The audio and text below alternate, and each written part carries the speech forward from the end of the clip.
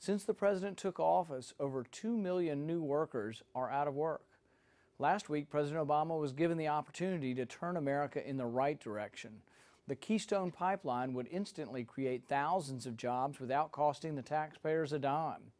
It would also strengthen our alliance with neighboring Canada and wean our energy dependence from the Middle East. The Keystone pipeline was in America's best interests. Yet the president rejected this pipeline and the American people by siding with the liberal environmentalists instead, just as he did with Solyndra.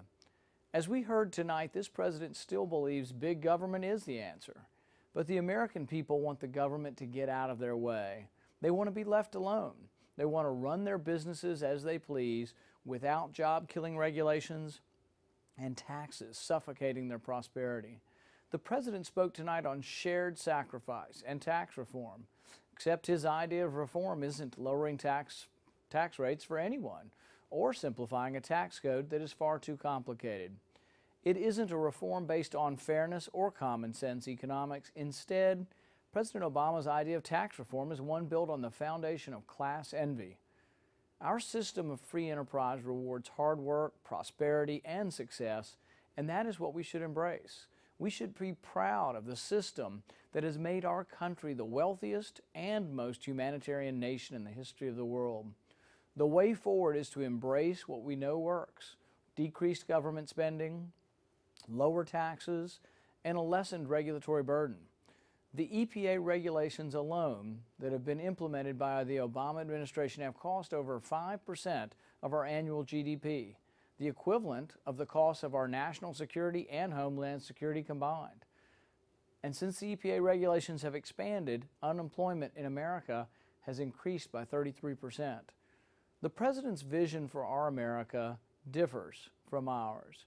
We believe, as President Reagan said in his inaugural address, that government is the problem, not the solution.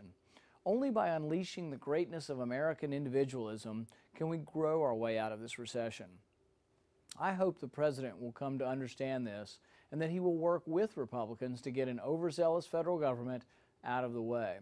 When he gives up on bipartisanship, he gives up on our nation. Ultimately, we want representatives in Washington who respect and admire business, the free market, and the individual. That day cannot come soon enough. I continue to invite the president to work with us, as I have asked him on several times before.